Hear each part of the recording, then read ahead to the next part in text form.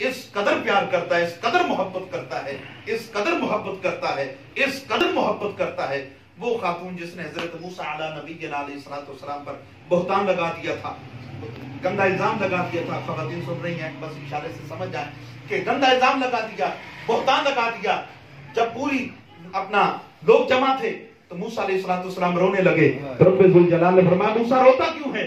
یا اللہ دیکھ نہیں رہا میری عزت قدموں کے نیچے رول دی گئی. فرمایا کہ عزت اس فرعون کے ہاتھ میں ہے، عزت میں میرے رب کے ہاتھ میں ہے. دیکھ میں تیری عزت کو کس طرح چار چاند لگاتا ہوں. تو بتا، تو بول کیا چاہتا ہے؟ عرض کی مولا اس عورت کو غرق کر دے. عورت کو جب اپنا حضرت موسیٰ علیہ السلام نے زمین سے کہا اس کو کھینچ، زمین کے اندر جب وہ عورت ہنسی، گھٹنوں تک گئی، ناف تک گئی، اس نے ہاتھ جوڑ دیے، معافی مانگی. عورت پھنس گئی، جب تباہ برباد ہو گئی. موسیٰ علیہ السلام جب کوہ طور پر گئے تو فرمانے لگے موسیٰ جتنی منتیں معافیاں تجھ سے مانگی تھی کاش مجھ سے مانگ لیتی تو میں معاف کر دیتا. سبحان اللہ. رب کریم ہے.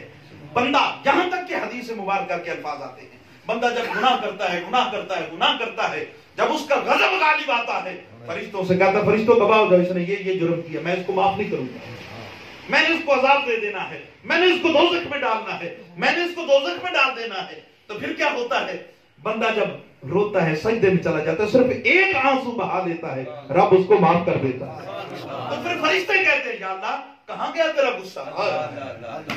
فرشتے کہتے ہیں یا اللہ کہاں گیا تیرا غصہ؟ تو کہتا تھا بخشنا نہیں ہے. اللہ پھر فرماتا ہے بتاؤ میری چوکھٹ کے علاوہ کوئی اور چوکھٹ ہے؟ میرے دروازے کے بغیر کوئی اور دروازہ ہے جہاں پر یہ جائے؟ اس نے چلو کوئی نہیں، اس سے گناہ ہو گیا، اس نے یہ نادم ہو گیا، یہ شرمندہ ہو گیا، یہ پشیمان ہو گیا، اب واپس میری بارگاہ میں پلٹ تو آیا ہے نا، میری بارگاہ میں واپس رجوع تو کر دیا ہے نا.